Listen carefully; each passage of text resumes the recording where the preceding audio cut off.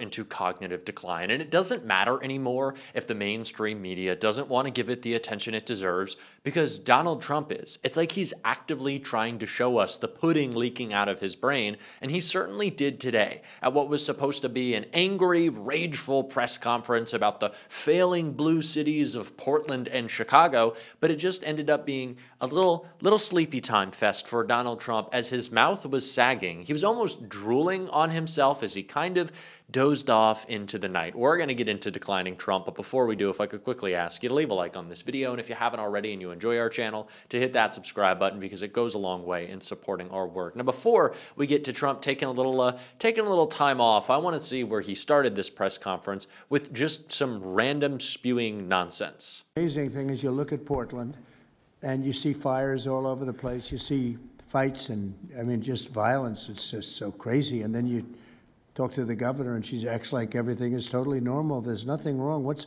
It's almost like, are you waking up from a dream or something? You see it on your network. You see it all over the place. And it's so bad. It's so crazy. It's like the movies you see for the kids, I guess not only the kids, adults also, where you have these bombed out cities and these bombed out people. It's like worse than that. I don't think they could make a movie as bad. And then the governor will get up and say, I don't know why they're coming here.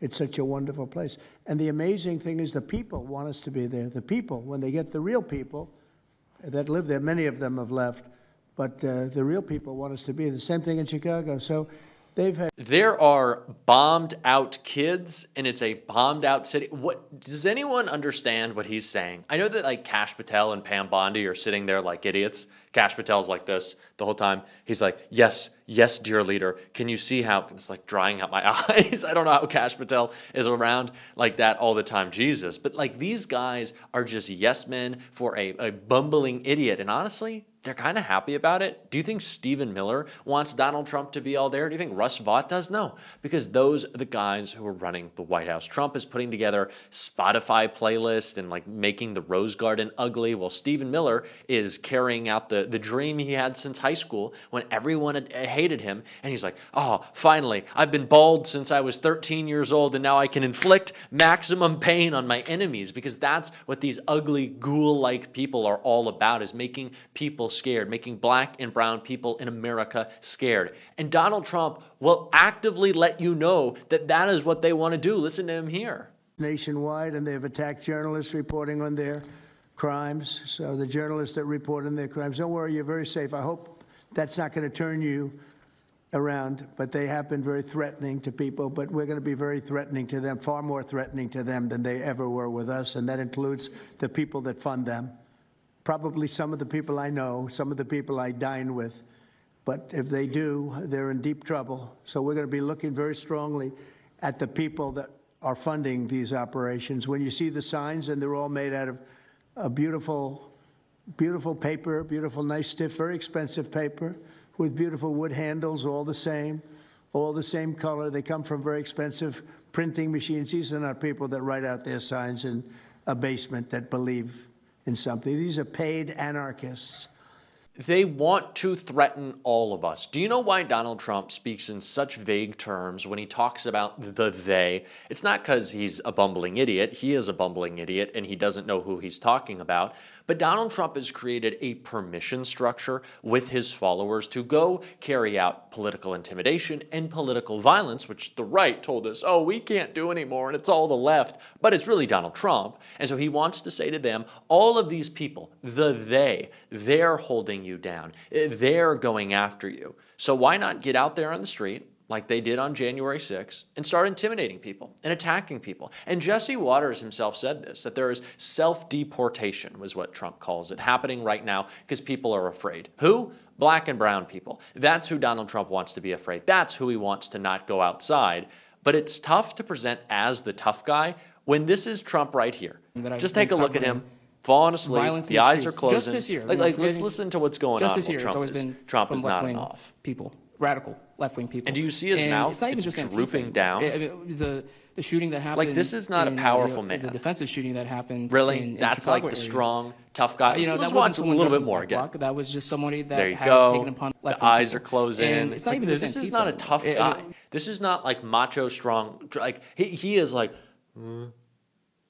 like he is falling asleep. I understand being a little bit of like a little bored in the press conference in which his goons are rambling about nothing, but he can't even just like sit with his back straight. His mouth was like leaking down. I think the guy had a stroke. Like honestly, they have covered up so much of Trump and him, like with the mouth drooping and the drool pooling and the eyes closing, getting heavy. It's like 4 o'clock and he's falling apart. And this is embarrassing, especially again when he's trying to present as tough in this press conference. Pretty incredible. The only question nobody can answer is why. Why are they doing this? They're like insurrectionists. They're terrible people. But you really wonder why. Why are they doing it? What are they gaining other than they're obviously paid? They're paid a lot of money. Go ahead, please. Yeah, spare me. I don't think it's insurrectionists in Chicago who are delivering DoorDash and like dressing up in the T-Rex costumes. The insurrectionists were in Washington on January 6th and you didn't give a fuck. So yeah, we're going to call you out. And someone else who did was Senator Chris Coons, who I got the chance to interview recently, talking about how we need to push back on this crime narrative that somehow Democrats are responsible and stop having this conversation on Republican terms. I think Senator Chris Coons made a great point that I want you to check out right here. Senator, we saw earlier today Donald Trump announce that he is quite literally, in his own words, declaring war on Chicago, on LA, San Francisco, New York, and he said this to all of our generals, that Donald Trump is trying to politicize the military as much as possible. It's a show for him. You just came out of a hearing, making it very clear that Trump doesn't care about crime. This is all theater to him. How do we communicate that? How do we change the narrative? How do we change the terms that we're using, making this argument that the right doesn't really care about crime? So first, I think when Americans see the National Guard patrolling the streets of Washington, D.C., but not particularly active, literally slouching, raking leaves, helping with mulch. Sometimes they're picking up trash, and that's the one good thing. That literally makes them question, well, what is the point of these highly trained, very expensive military troops being deployed into Washington, D.C.? As we just talked about in this hearing, those of us who were responsible for running cities or counties or states that are blue, I was responsible for Newcastle County, Delaware, know that violent crime has come steadily down over a number of years. Yet my home community had an effective grant for community violence prevention cut by the Trump administration. That's literally defunding the police. The Office of Justice Programs and the COPS program received budget cuts in the last year, which helps reduce our effective work in fighting crime. I think it's important that we say a couple of things. First, Democrats believe in fighting crime. We want safer communities. We want to push back on the scourge of fentanyl. We want to protect our cities and our states.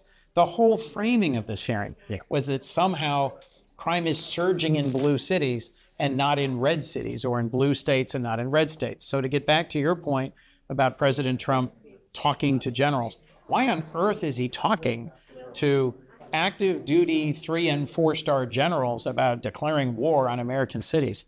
That's not serious when our most pressing national security threats are China or the war in Ukraine or the war in Gaza, and he is trying to refocus our military domestically when that is demonstrably not their role in our system of constitutional liberty. And it's just to soothe his ego, to make Hegseth look like he's not just a weekend Fox host. Not even a Fox host, a weekend Fox host. Trump said earlier that he doesn't actually care about the Nobel Prize because he wants it, get this, for our country. He thinks it would be a great honor for the country. But it's clearly all theatrics. I think you made the very important point. The Democrats have had success, very clearly measured, fighting crime and investing in communities. But too often, I feel like on issues that we may not feel like we exactly have public opinion on our side, we do this bit of preempting, this qualifying, where we say, okay, well, we do care about crime, and I know Republicans are talking about this. And in an attention economy where we need people to pay attention, Right. we kind of do a little bit of preamble, a little bit of lead up.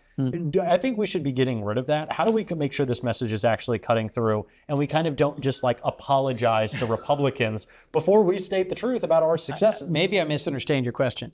I spent a decade of my life helping the second largest government in Delaware fight crime effectively. Yeah. And then as a senator, working to help deliver federal law enforcement resources to reduce violent crime in my home. I will never apologize for my record of working hard on fighting crime and fighting fentanyl. And the idea that somehow because I'm from a blue state, I don't care about crime, I think is BS. A. B. I've been calling out Trump's cuts to law enforcement, to treatment, to care, to interdiction the whole time I've been here.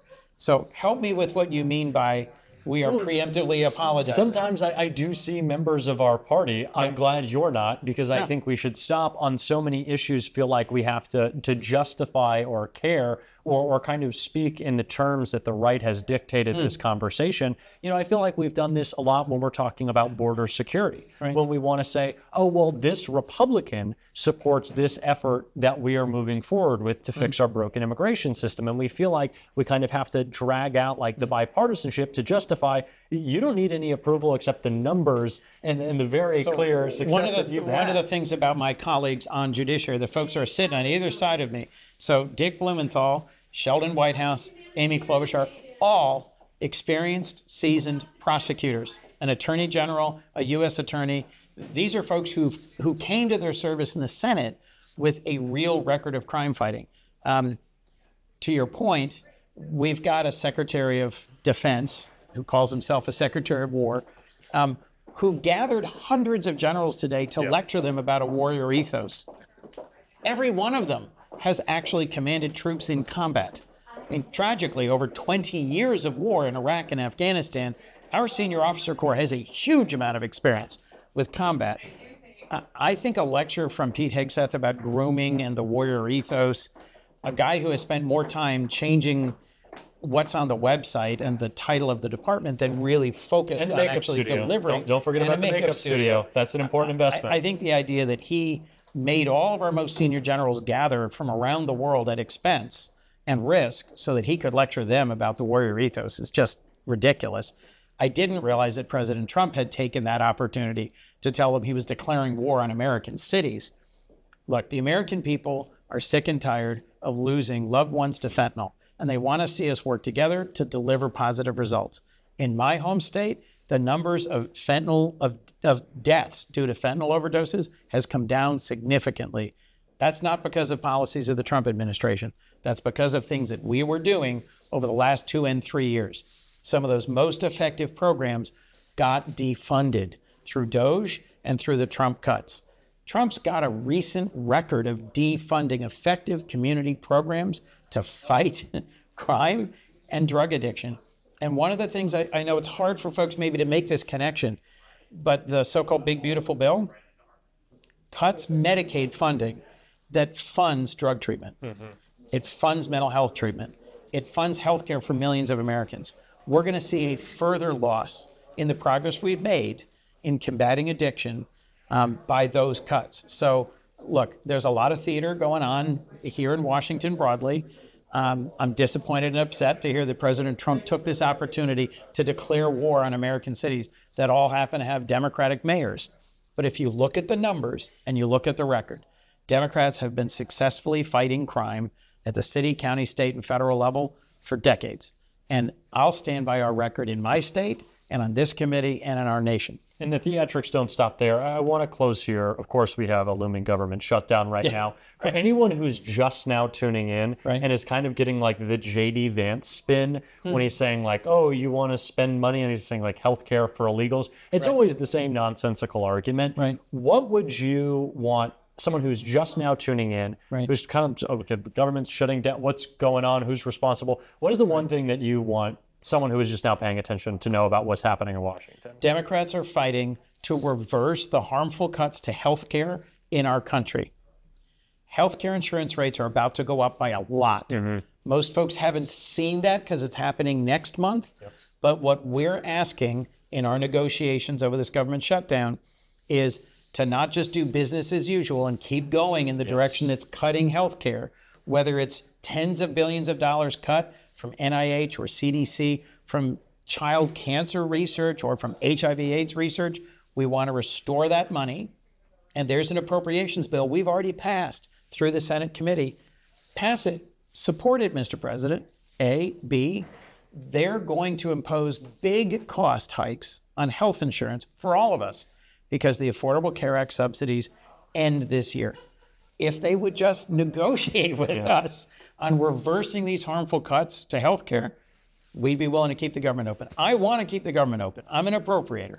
I want to deliver resources for my community, but I can't sit idly by as they keep cutting and cutting and cutting everything that matters to healthcare in my community. Yeah, I was not sure that the art of the deal was failing to negotiate, but it seems like that's what it is. I appreciate you calling it out. Thank you. Senator, Great spending some time with you. Appreciate you. We cannot have this argument on their terms. We need to hit back. We're certainly going to on this show. If you want to support that, as always, you can hit that subscribe button, leave a like on this video. If you stuck around to the end, drop a blue heart in the comments. And if you want to support the show in another way, you can subscribe to my Substack here or down below.